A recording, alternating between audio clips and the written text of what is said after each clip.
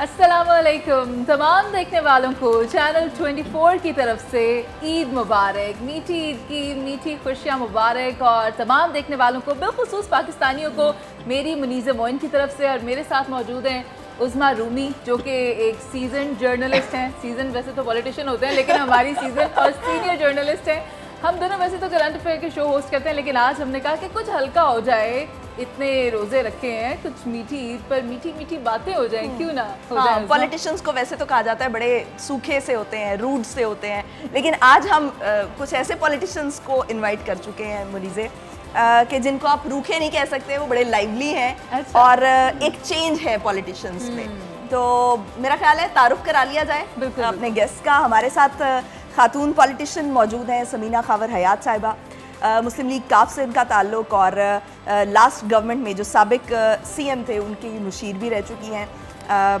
Welcome to the show और आपको बहुत बहुत ईद मुबारक। Thank you उज़मा। अब मैं पीटीआई में हूँ। अब आप पीटीआई अब हम जम हो गए हैं तो पीटीआई कहलाते हैं। लेकिन आपको पता है आपके बराबर में जो बैठे हैं वैसे तो हमेशा से उनकी शनाख्त एक जाने माने सिंगर के तौर पर हम सब उनको जानते हैं, बचपन से देखते आ रहे हैं। लेकिन अब उन्होंने भी ये फैसला कर लिया है कि टक्कर से हम आएंगे और पूरी टक्कर देंगे हम सियासी मैदान में। जवाद अहमद साहब जो किसी तारुफ के मोहताज नहीं है, बराबरी पार्टी की बुनियाद रखने वाले हैं और अब देखते हैं बराबरी कर सकेंगे सियासी मैदान में या कोशिश तो हम करेंगे। ऐसा ही है ना सर? जी जी कोशिश करेंगे जी पूरी जी। और नेक्स्ट गेस्ट हैं हमारे, बहुत मशहूर एक्टर हैं, ब्लॉगर हैं और शायर, बहुत मशहूर शायर हैं, बहुत खूबसूरत लिखते हैं और किसी तारुफ के मोहताज नहीं है। इफ्तिखार इफ़ी साहब। इफ्तिखार साहब आपको भी ईद मुबारक। आप सबको बहुत मुबारक, पूरी कौम को ईद मुबारक। खैर मुबारक।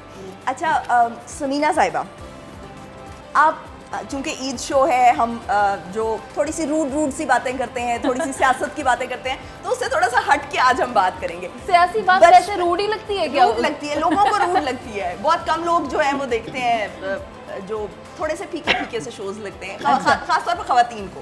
तो बींगा खातून जो है वो एक पॉलिटिशियन होना बड़ी एक आप कह लें ऑनर की बात भी है। एक मकाम पर होना, अपने लोगों के लिए सर्व करना, ख़वातीन को ख़ास तौर पर सर्व करना। लेकिन जो ईद होती है, ईद बड़ा एक ख़ास मौका होता है बच्चों के साथ, फैमिली के साथ। आपका कैसा दिन गुजरता है ईद का? बहुत शुक्रिया उज़मा, मुनीज़े, जितने स्टूडियो में हमारे भाई हैं और मेरे मेहमान और जितनी कौम हमें देख रही है उन सबको ईद मुबारक। और मेरे हल्के वालों को ईद मुबारक। इनका प्रोग्राम करके मैं आपके पास आ रही हूँ और क्योंकि ईद का दिन ऐसा होता है कि मुझे अपने हल्के में मूव करना होता है। और मुझे इतनी अच्छी मुनीज़े की बात लगी कि हम सियासी गुफ्तगू से भी तंग आ जाते हैं हम पॉलिटिशियन। तो बड़ा ही अच्छा किया कि चिट चैट और लाइवली प्रोग्राम आपने होल्ड किया आज। तो अच्छा है, बड़ा मज़ा आ रहा है आपके इस प्रोग्राम में भी। और बहैसियत खातून जो मैं 2002 से लेके अब तक पॉलिटिक्स कर रही हूँ और एक जमात के साथ, चौधरी परवेज़ इलाही साहब के साथ मैं थी, हूँ अभी भी। और चूँकि हम जम हो चुके हैं पीटीआई में, तो अब मैं पीटीआई की रुकन हूँ और नेशनल असेंबली से इलेक्शन कंटेस्ट कर रही हूँ। तो बहैसियत खातून मुझे बड़ा मज़ा आया है। उज़मा, मुनीज़े, आप लोग भी देखें, ख़वातीन हैं और मर्दों के साथ शाना बशाना हम काम कर रही हैं और बड़ा अच्छा लगता है।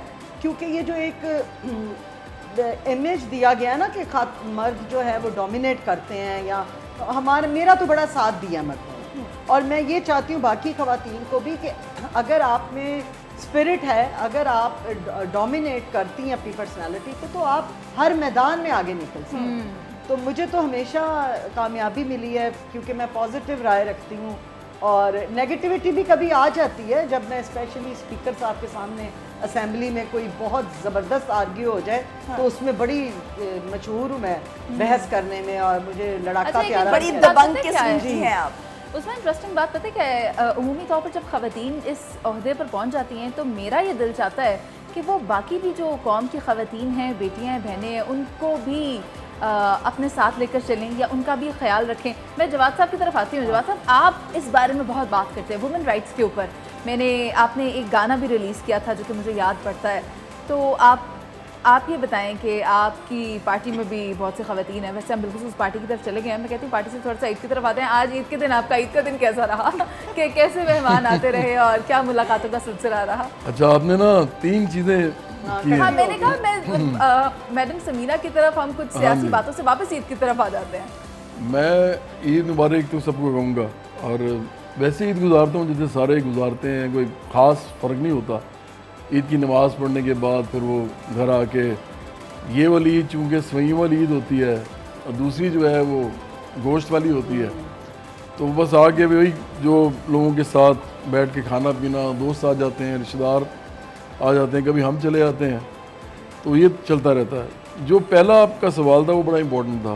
बिल्कुल, देखिए पाकिस्तान ना एक कंजर्वेटिव और ट्रेडिशनल सोसाइटी है, और उसकी वजह ये है कि ये इंडस्ट्रियलाइज़ नहीं हुआ ये मुल्क। ये इंडस्ट्रियलाइज जब तक नहीं होगा ना, तो औरत और मर्द का जो फ़र्क है वो ऐसे ही रहेगा। और वो इन्होंने भी कहा कि इन्होंने बड़े मर्दों के साथ काम किया जो डोमिनेट नहीं करते और साथ देते हैं।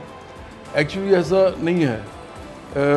ये मेल डोमिनेटेड सोसाइटी पूरी दुनिया में थोड़ा बहुत अभी भी है। उसकी वजह ये कि औरतों के पास प्रॉपर्टी जो है उसका जो हिस्सा है वो बहुत कम है। आप ये समझ लें कि ना होने के बराबर है, 1% भी नहीं है। 1% भी प्रॉपर्टी ना हो औरतों के पास पूरी दुनिया में, तो उन्होंने क्या पॉलिटिकल राइट्स लेने हैं, क्या उन्होंने इकोनॉमिक राइट्स लेने हैं, क्या उन्होंने सोशल और कल्चरल राइट्स लेने हैं। तो इसलिए वैसे ये बात रिडंडेंट है एक्चुअली। लेकिन पाकिस्तान वगैरह जैसे मुल्कों में, इंडिया जैसे मुल्कों में, और जो थर्ड वर्ल्ड है, इवन इसमें अफ्रीकन कुछ मुल्क भी आ जाते हैं, ईस्टर्न यूरोपियन भी आ जाते हैं, लैटिन अमेरिकन भी आ जाते हैं, इनमें हालात ज़्यादा ख़राब हैं। वो इसलिए है क्योंकि इकॉनमी का साइज़ छोटा है, अब बहुत आबादियाँ बड़ी हैं, लोगों के पास ह्यूमन राइट्स के हवाले से कुछ है नहीं। तो जो आपका सवाल था ना उसमें ये है कि लोग डोमिनेट अभी भी मर्द जो है करते हैं, वो डोमिनेट करके साथ देते हैं। ये नहीं उस तरफ उस वक्त साथ नहीं देते जब औरत साथ आके खड़ी हो जाए। साथ दे रही हैं इस बात पर, मैं भी नहीं दे रही। बेशक ना करें, लेकिन आप देखिए इलेक्शन राय रखते हैं, फंडामेंटल राइट है पाकिस्तानी। मैं तो सबूत दे रहा हूँ ना, एक पेज पर मैं तो सबूत दे रहा हूँ ना जी, मैं तो सबूत दे रहा हूँ। आप अपनी पार्लियामेंट उठाएं, उनमें रिजर्व सीट्स औरतों के निकाल दें। मुझे बताएं कितनी औरतें हैं जो इलेक्शन लड़ के सीट जीत के आती हैं, कितनी है? एक तो हमारे साथ बैठी हुई है। नहीं, मैं सिर्फ ये पूछ रहा हूँ कि कितनी खवातीन। अच्छा, फिर जो हेड्स ऑफ द पार्टीज हैं, कोई आपने और जो हेड्स ऑफ द पार्टीज हैं, हमारे साथ इफ्तिखार साहब भी हेड्स ऑफ द पार्टीज जो हैं वो कितनी हैं जो औरतें हैं? ले रहे हैं इस वक्त। जवाब साहब ऐसे नहीं करेंगे हम। इफ्तिखार साहब का नहीं, आप बेशक मर्द का राइट तो दे दें, फिर औरत की बात करें। आप इफ्तिखार की तरफ से नहीं, मैं चाहूंगा जवाब भाई मेरे हिस्से का बोले। बंदे बंदे इकट्ठे हो गए हैं। यहीं पे आप देख लें डोमिनेटिंग सोसाइटी। नहीं जी, मैं तो चाहता हूँ मैं राइट समीना बहन को देता हूँ, आप बोलेंगे। ये अच्छा है। इस तरह के मर्द अगर हमारे मुआशरे में शुमार हो जाएं तो फिर तो मुआशरा संवर ही जाए। बहुत से हैं, जैसे आज हम खवातीन ज्यादा हैं। हाँ, आज हम डोमिनेट कर रहे हैं। हम तो दोनों यही बात कर रहे हैं कि औरतों को एम्पावर करना चाहिए। इफ्तिखार साहब, आप मुझे बताएं आपकी ईद की शॉपिंग कौन करता है? ईद की शॉपिंग मेरी कुछ भी नहीं होती। मैं जाता हूँ बस एक आध शलवार कमीज खरीद ले, तो मेरी कुछ ऐसी खास नहीं होती। बच्चों की होती है, वो बेगम साहबा लगी रहती हैं। अब बच्चे क्योंकि बड़े हो गए तो मेरी जान छूट जाती है। वो अली खुद ही ले जाता है, खुद ही ले आता है, मुझे सिर्फ पैसे देने तो आप अपनी अकेले जाके शॉपिंग कर लेते हैं? मेरा कुछ होता नहीं है, मैं सारा साल ये कपड़े, हो सकता है अभी आप कल वॉक में भी देख लें मुझे वॉक करते हुए। नहीं सर, ऐसे मैं यही करता, मेरे कोई खास कपड़े नहीं होते, मैं आपको बताऊँ। बिल्कुल भी नहीं होते। मैं ये शिकवा रजिस्टर हुआ है। नहीं, मुझे दरअसल वो शौक ही नहीं है कुछ इस किस्म का। वो कभी था दस्तरस में जब चीज़ें नहीं थी ना, तब लगता था यार ऐसे होगा तो हम ऐसे कर लेंगे, और जब आ गया तो पता लगा है सी है तो कख भी नहीं गा। अच्छा। तो मेरा ख्याल है कि अभी जवाद भाई ने एक बहुत अच्छी बात की, मुझे बड़ी अच्छी लगी। आपने पूछा ईद कैसी? ईद कोई ईद नहीं मेरे साथ, मेरा तो हर दिन ईद है, मेरी तो हर दिन शबरात है, हर रात शबरात है। उसकी रीज़न ये है कि मैं वो सावन हरे ना भादो सूखे वाला हिसाब, मैं 24 घंटे 24/7 खुश रहने वाला आदमी हूँ, तो मुझे कोई इतना फ़र्क नहीं पड़ता। हाँ, 25-26 साल का जब था उस वक्त बड़ा होता था कि एवं टोपी भी पहन लेनी, रमज़ान आना, दाढ़ी भी बढ़ा देनी, नमाज़ पढ़नी और एक एवं अच्छी गुफ्तगू करने की कोशिश करनी। फिर वो इशफाक साहब के मिलने के बाद फिर कुछ इस तरह की तब्दीली आई कि अब इससे यानी आपने खुश रहने का फ़न सीख लिया है। बल्कि अच्छा, आज जवाद भाई के साथ पत्नी 18-19 साल के बाद मेरी मुलाकात हो रही है। मैंने इस शख्सी से बहुत कुछ सीखा है। मतलब अगर मैं ये कहूँ मेरे असाज़ा में अगर नाम आता तो मैं कहूँगा क्या कहते हैं, जवाद भाई का भी आता। हाँ जी, he is the man of knowledge. देखें, सियासत एक अलग चीज़ है कि उनको आप पसंद करते हैं कि नहीं करते इनकी बात को, लेकिन जवाद सियासत में अहमद इख्तलाफ चलता रहता है। दोस्ती ये बहुत मैंने अभी जवाद भाई को अपना बेटा मेरा स्टूडियो में आया है मेरे साथ, मैंने दिखाया कि क्योंकि उस वक्त ये साल का था जब जवाद भाई की गोद में तस्वीर है। ये रेस बात तो कोर्स मैं भी कह सकती हूँ जवाद साहब, आपके साथ मेरे भी बेटे की एक तस्वीर है और वो भी बिल्कुल छोटा सा था। मैंने जवाद भाई के सामने बड़ा सफ़र किया है। जवाद भाई के शोज होते थे और लोग ऑटोग्राफ ले रहे होते थे और मैं ऐसे करके देख रहा होता था कि यार ये कितना बड़ा आदमी है सेल्फियाँ ले रहे होते थे, बड़ा एक दौर गुजारा हुआ है। एक्चुअली उसमें क्या है कि ईद की खुशी का एक आपको मैं भी बताती चलूँ, पूरा रमज़ान हम रोज़े रखते हैं, अल्लाह ताला के अहकाम पर अपनी सुन्नत को फॉलो करते हैं। मेरा बेटा भी हाफिज़ कुरान है, मेरे हस्बैंड भी हाफिज़ हैं और मेरे घर में तरावी की महफिल होती है। तो वो पूरा रमज़ान आपने जब पूरी तरावियाँ पढ़ी हैं और बड़ा एक घर के अंदर डिसिप्लिन माहौल के बना साथ हुआ है। माहौल बना हुआ है, उसमें उसके बाद फिर चांद रात आई, ईद आई, तो वो एक खुशी बड़ी इत्मीनान बख्श होती है कि हमने पूरा रमज़ान अल्लाह के कहे हुए अहकामात को पूरा किया। मैं तो पर्सनली मुतमईन हूँ कि मैंने अल्लाह की कही हुई बातें जो थी उसको पूरा किया और मेरा बेटा भी तरावी पढ़ा रहा है और खामिन सामिया बना हुआ है। और एक तरह से ये पूरे महीने ही ये सेलिब्रेशन चलती है। बिल्कुल सही। तो वो एक पहले खुशी जो रोज़ों है की ना, सूरत में, इफ्तारी की सूरत में, सहरी की सूरत में, और उसके बाद चांद रात आती है और उसके बाद जो है वो ईद का दिन। तो वो और एक खुशी बहुत डिफरेंट खुशी है। मैंने अपने हस्बैंड के साथ कपड़े भी बहुत बनाए, वो हालांकि इतना रमज़ान में सबक पढ़ना है, उन्होंने अपनी दोहराई करनी है, बिजी रहे। मेरे पास एक सवाल है मेरे आपके साथ लिए। शॉपिंग पे गए, मुझे कपड़े लेकर समीना साहब, दिए। मेरे पास एक सवाल है, सवाल बड़ा ख़ास है। मैं चाहूँगी कि देखने वाली ख़वातीन को भी पता चले कि आप अपने हस्बैंड से कितनी ईदी देती हैं, तो इसके लिए हम एक ब्रेक पे चलते हैं, उसके बाद वापस आएंगे और फिर बहुत पूछेंगे। खतरनाक सवाल तुमने किया है। जी, ब्रेक पे जाते हैं। ब्रेक से वापस आकर यही मुनीज़े का सवाल लेते हैं समीना से। ठीक है। ब्रेक के बाद खुश आमदीद नाजरीन, एक मरतबा फिर आपको सबको बहुत बहुत ईद मुबारक। और प्रोड्यूसर साहब हमारी सवैयाँ भी भिजवा दें ताकि जो है हम भी कुछ मुंह मीठा कर लें, वरना हमारे मुंह जो है वो खुश्क होते जा रहे हैं। सवैयों का जब तक बंदोबस्त होता है तो मुनीज़े हम मीठे में कुछ भी चलेगा, कुछ भी चलेगा। कुछ भी चलेगा। समीना से पूछ लेते हैं आपका सवाल कि जो है आपको ईदी कितनी मिलती है और मिलती भी है या नहीं? उज़मा, मैं बहुत अपने हस्बैंड को अब अजीब सा लफ्ज़ बोलने लगी हूँ, ठगती हूँ, बहुत ठगती हूँ, बहुत ज़्यादा। जो पसंद आ जाए वो मैंने उनसे फरमाइश करनी और अल्हम्दुलिल्लाह वो पूरी कर। चलिए, वो तो आपका राइट है ना फिर। और अब जिस स्टेज पे मैं आ गई हूँ, पहले अम्मी अब्बू होते थे, दादी दादा होते थे, वो जो एक वक्त होता था ना कि ईदियाँ हम लेते थे, हमेशा लाइन में खड़े हो जाना, और अल्लाह बख्शे मेरी मोमानी होती थी, वो आती थी, पर्चियाँ होती थी, कड़क नोट जो होते हैं, अच्छा। तो वो उन्होंने दे के जाने 50-50 रुपए की वो दत्ती लेके आती थी। वो वक्त मैं याद करती हूँ। अब वो बुज़ुर्ग हमारे चले गए हैं, अल्लाह ताला उनको जन्नतुल फिरदौस नसीब करे। अब हमने उनकी जगह ली है, तो अब मैं उस स्टेज पे हूँ कि मैं हमेशा ईदी दे रही हूँ। बुजुर्गी की स्टेज पर? बुजुर्गी की स्टेज पर। मेरे बेटे की भी शादी हो गई है, बेटी की भी माशाल्लाह। हो गई है, माशाल्लाह मैं नानी अम्मा भी हूँ। तो अब मैं ईदी देने वालों में आ गई हूँ। तो लेने वाला वक्त हमें अभी भी याद आता है कि काश हम वो बच्चे बन जाएं कि तो हमारे आप वालिदैन। अपने शोहर को कितना को ठग लेती हैं? मैं बहुत ओह, मैं अभी प्रोग्राम के बाद तुम्हें गुर बताऊंगी। मैं उनको इतना ठगती हूँ और अल्हम्दुलिल्लाह वो मेरे ठग में आ जाते हैं। मैं उनको माहिर हूँ ठगने में। वो आपके ठग में नहीं, आपके प्यार में आते हैं। अब वक्त इतना गुजर गया है मुनीज़े कि अल्हम्दुलिल्लाह मैं खुश नसीब हूँ कि मेरी शादी बड़ी पुरानी 26 साल हो गए हैं, बच्चे भी जवान हो गए हैं, नानी दादी भी बन गई हूँ। तो अल्हम्दुलिल्लाह ये अब मैं उस स्टेज में हूँ कि मैं अल्लाह का बस अल्लाह अल्लाह कर रही हूँ और सियासत के। उज़मा, आपको पता है इफ्तिखार साहब ने मेरी हर बात में हाँ की है, तो मैं जानना चाहती हूँ इफ्तिखार साहब आपने ईदी कितनी दी थी? बेगम को हाँ जी। मैं तो उससे पैसे लेता हूँ। मेरे अकाउंट सारे मेरे बेटे और बीवी के पास होते हैं। मैं आते हुए कहते हैं 5,000 रुपया दे दे यार, पेट्रोल पर आना है। ईमान से। अच्छा। क्योंकि मेरा दरअसल मामला कुछ और है। मैं क्योंकि सोचने वाला आदमी हूँ, लिखने वाला आदमी हूँ, तो मैं कहीं बैठा हुआ भी होता हूँ तो मैं फारिग नहीं होता उस वक्त। मेरी कोई और दुनिया है और हकीकतन वाकई मैं इस दुनिया में रहना भी नहीं चाहता जहाँ इतनी ज़्यादा तकलीफ़ें हैं। तो मेरी फोकस यही रहता है कि बेगम खुश रहे, अम्मी अब्बा खुश रहे, बहन भाई दोस्त बाप। तो वो मेरी ईद ऐसी गुजर यानी दूसरे लफ्जों में आप ईदी लेते हैं, देते नहीं हैं? नहीं, ईदी तो मैं ही देता हूँ। बिल्कुल मैं ईदी देता हूँ जी, क्योंकि एक बड़े भाई हैं, बाकी मैं हूँ, उसके बाद बाकी सारे छोटे हैं, तो हमें सबको ईदी देनी पड़ती है। तो कई दफ़ा बच्चे ये कहते हैं जी बाबा आपने इतनी दी थी हमें तो इतनी मिली है। वो मैं कहा छड़ दे उन्हें को लेनी सी यार तू केड़े पासे पे आएगी। सही कह रहे हैं ये। और मुनीसे इन्होंने भाई का जिक्र किया तो मैं जॉइंट फैमिली में रहती हूँ, तो दरानियाँ जिठानियाँ देवर जेठ फुफ्फी सस मामी सस हम सब इकट्ठे एक ही घर में रहते हैं। अच्छा। तो वो रौनक अब आप समझ जाएं कि बच्चे माशाल्लाह इतने हैं सबके मिला के आपको लगेगा किसी दिन आप आए मेरे घर कि सरकारी स्कूल में छुट्टी नहीं हुई होती है तो इतने बच्चे फिर रहे हैं, वो लगेगा ही नहीं कि माशाल्लाह से हम सब पुरानी मैं भाई की बातों से याद आया कि उनके भाई साथ हैं।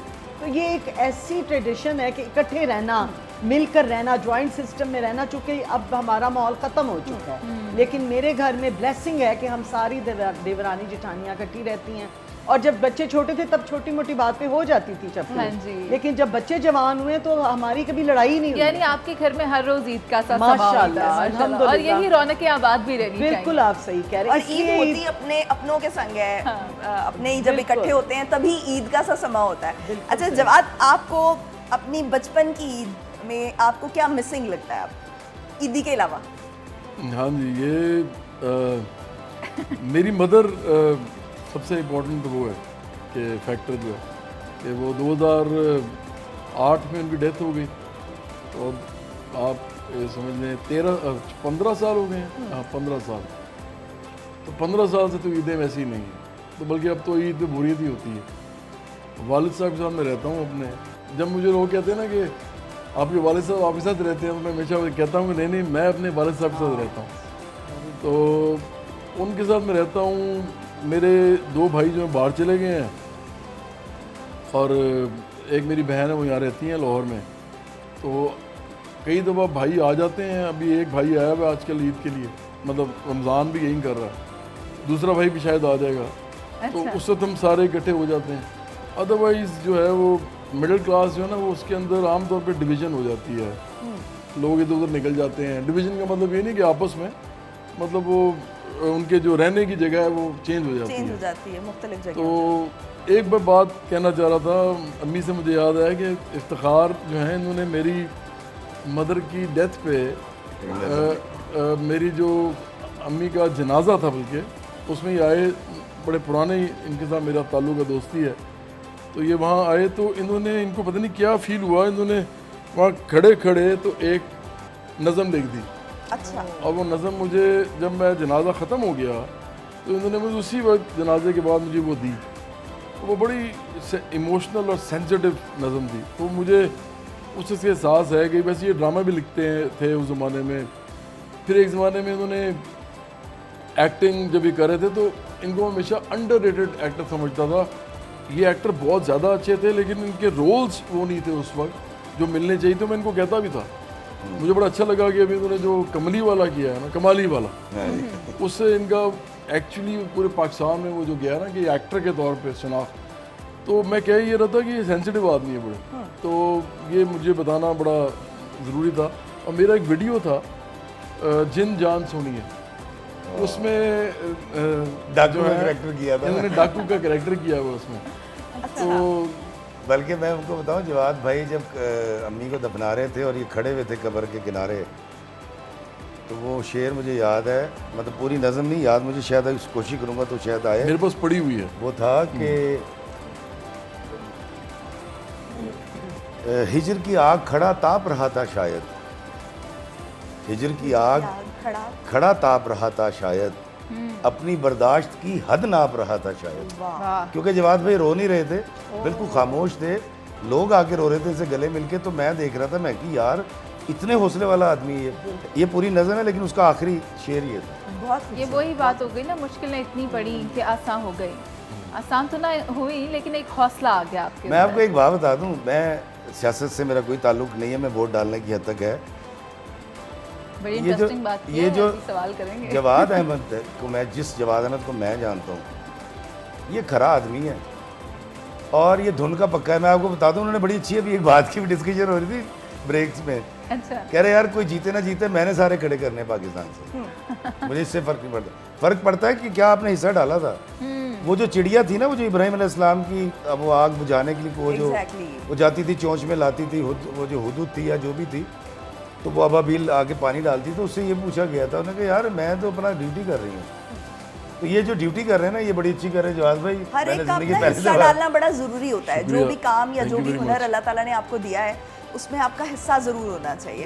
तो अच्छा जवाद, आपको क्या लगता है कि आप बड़े मल्टी टैलेंटेड किस्म के इंसान हैं। वैसे तो इफ्तिखार साहब भी बहुत मल्टी टैलेंटेड हैं, आप भी मल्टी टैलेंटेड हैं। आपने क्रिकेट भी खेली, आपने इंजीनियरिंग भी की, आपने जो है वो सिंगिंग में तो खैर बहुत नाम कमाया, उसके बाद आप सियासतदान बन गए।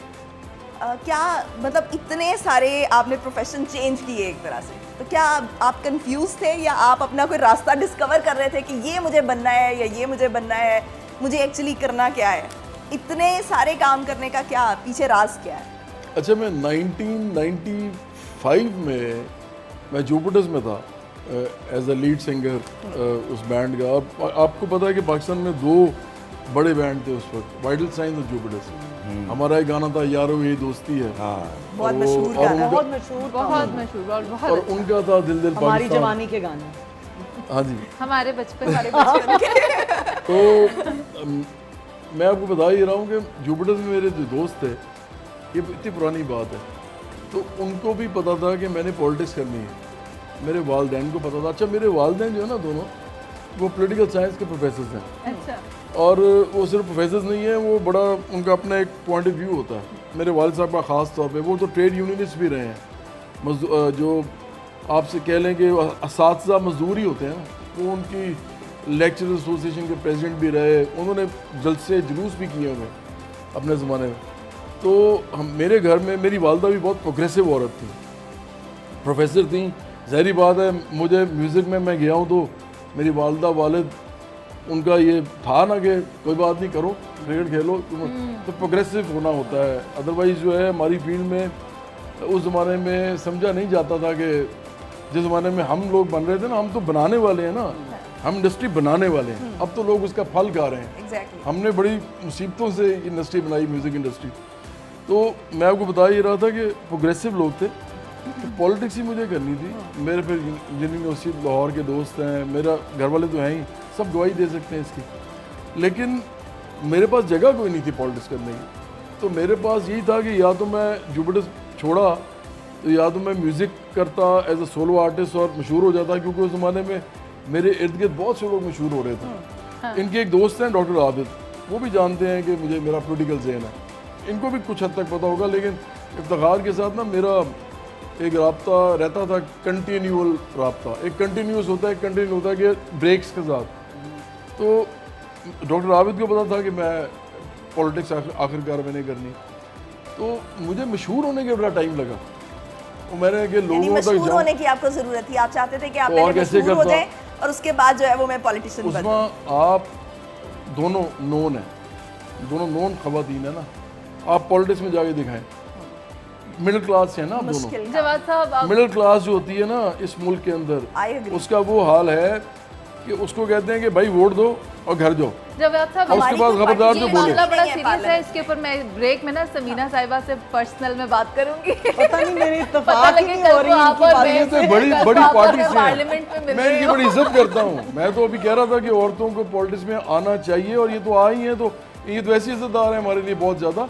मैं सिर्फ ये कह रहा हूँ कि जो पॉलिटिक्स है उसमें मिडिल क्लास के लोग जो हैं वो उनका आना उनकी पार्टिसिपेशन बहुत ज़रूरी हो गई है। और बहुत ज़्यादा ज़रूरी है, क्योंकि वही तो लोग हैं जो मुल्क को चला रहे इतना हैं और ही बेड़ा गर्क जरूरी हुआ हुआ है उनका। इतना ही जरूरी ब्रेक लेना। और वो भी बहुत जरूरी है जिस गाने का इन्होंने हवाला शुरू में दे दिया है, वो भी सुनना है। तो अभी ब्रेक पर चलते हैं, ब्रेक के बाद वापस आएंगे और फिर जवाद साहब से सुनेंगे एक खूबसूरत सा गाना। और इफ्तिखार साहब से सुनेंगे उनका कलाम।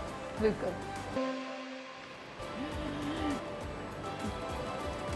और इस ईद पर आपका और हमारा साथ यूं ही बना रहेगा। मेहमान हमारे साथ मौजूद है। मिस समीना, आप कुछ कहना चाह रही थी ब्रेक में, क्या बताना चाहती थी जी आप? मैं जवाद ने भी बताया था कि जब उन्होंने म्यूज़िक स्टार्ट किया, आप पूछ रही थी पॉलिटिकल कैसे हुए, और म्यूजिशियन थे, वो सिंगर थे इतने मशहूर, पाकिस्तान में इनका नाम है बहुत बड़ा। तो इन्होंने अपनी वालदा और वालिद का जिक्र किया, तो घर की सपोर्ट होना बहुत ज़रूरी होती है। आपने कोई भी पैशन रख के कोई काम करना है, अगर जैसे मैं अगर पॉलिटिक्स में आई हूँ तो मेरे वो बैक सीन पर मेरे हस्बैंड मौजूद हैं। मैं कहती हूँ the sign of my success is my husband. अगर मेरे हस्बैंड ना मुझे इतना मोटिवेट करते और ना इतना सपोर्ट करते तो शायद आज मैं आपको समीना खावर एक दूसरे की सपोर्ट आपको चाहिए होती है, बहुत ज़रूरी जो है। हम बराबरी की बात करते हैं वो यही बराबरी तो बहुत है कि ज़रूरी, मर्द जब- और औरत बराबर खड़े हों, एक दूसरे को सपोर्ट कर रहे हैं। जब स्टार्ट में मैंने इंट्रो आपको दिया था तो जवाद ने शायद उसको नहीं एक्सेप्ट की वो बात। देखिए, मैं एक खाविंद के साथ रहती हूँ और गुज़िश्ता 26 सालों से उसका मेरे साथ है। आखिर वो भी तो इस सोसाइटी का मर्द है ना, एक वो बिजनेसमैन है, Cultural ट्रांसपोर्टर influence भी है, होता है। वो मेरे साथ शाना बशाना चल रहा है। मेरे बेटे मेरे साथ खड़े होते हैं जब मैं बाहर मूव करती हूँ, जब मैं हल्के में इलेक्शन लड़ती हूँ तो मेरी पूरी फैमिली के मर्द मेरे साथ मूव करते हैं। तो लिहाजा इख्तलाफात बिल्कुल होते हैं। अब जब मैं पार्लियामेंट में आई तो ख़वातीन को टिशू पेपर कहा जाता था, जब मैं पार्लियामेंट में थी तो उनको स्वीट डिश कहा जाता था। ख़वातीन को नो डाउट, जैसे जवाद ने बातें की है, डोमिनेटेड सोसाइटी है, मैन डोमिनेटेड सोसाइटी है ना हमारी, लेकिन उसमें मैंने क्या रोल प्ले करना है, ये खातून के अंदर डिटर्मिनेशन होनी चाहिए। मैं आपके प्रोग्राम बहुत लोग देखते हैं और आज का दिन बहुत स्पेशल है, तो मैं यही अपनी खवातीन को कहूँगी कि डिटर्मिनेशन जिसके अंदर है वो हर एक दीवार को फलांग जाएगी, जो मुश्किल दीवार हो। खवातीन खुद बाहर नहीं निकलेंगी, खुद अपने आप को मनवाएंगी नहीं, तो तब बिल्कुल। तक ये पॉसिबल नहीं होगा कि जैसे ये आप अब वो मर्दों के गाना बराबर इनका आकर इतना खड़े हो। फेमस हुआ, यारो यही फरमाइश दोस्ती आ गई है, आपके, यारो यही हाँ बिल्कुल, वो दोस्ती है। सुनेंगे बल्कि तो वो इनके वालदैन साथ थे, इनकी फैमिली की ब्लेसिंग साथ थी, साथ देता है घर वाला, बिल्कुल साथ। मेरे साथ जो हुआ है, मेरे बहुत साथ दिया हस्बैंड ने, और यही वजह है कि आज मैं ये कामयाब औरत हूँ। साथ मैं तो यही दुआ करूंगी हमेशा कायम और दायम रहे। जी। और जवाद साहब की तरफ आती हूँ अब। एक जवाब में और बात की है कि मिडिल क्लास, बार बार ये जिक्र कर रहे हैं, अब ये टॉक शो तो है नहीं, लेकिन मैं थोड़ा सा आपको बता दूं, MQM भी मिडिल क्लास है जमात। अब MQM ने जो कुछ किया है उसका माजी में भी रिकॉर्ड मौजूद है। MQM भी एक मिडिल क्लास जमात है जो बड़े सालों से चलती आ रही है। तो ये अब ये बात ना करें कि मिडिल क्लास जमातें जो खैर है, अब आज के दिन, और आई मीन टू से कि मौजूदा हालात में अगर अब पाकिस्तान तरीके इंसाफ MQM की बात कर रही है तो समझदारी की बात है कि इसमें क्यों बात हो रही है। मैं गाने की तरफ आ और जाती हूँ please। PTI ने भी मैं गाने की तरफ आ जाती हूँ। मैं सिर्फ ये कहूँगा कि पहली बात हुई है कि समीना साहबा को ना, या मुझे, हम दोनों को गलतफहमी हुई है। जब मैंने इनको ये कहा था ना कि जब मैंने आपको कहा था कि मर्दों की डोमिनेटेड सोसाइटी है, अब वो जब तक वो साथ देती हैं लेकिन डोमिनेट करके, मैं इनके घर की या हमारी खान की बात नहीं कर रहा था, मैं पॉलिटिकल बात कर रहा था, पॉलिटिकल बात। और उसको मैंने भी सपोर्ट भी किया, एंडोर्स किया अपने ही एक एग्जांपल से।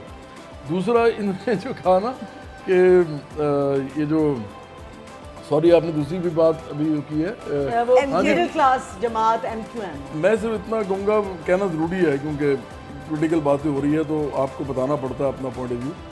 MQM को मारने वाली जो है ना, एक्चुअली हिस्टोरिकली मैं आपको बता देता हूँ, जितनी भी मिडिल क्लास जमातें होती हैं वो ग्रो नहीं करती, जब रुक जाती उनकी ग्रोथ और उनके अंदर वर्किंग क्लास भी एंटर नहीं होती, तो वो आखिरकार फैशिस्ट बन जाती हैं।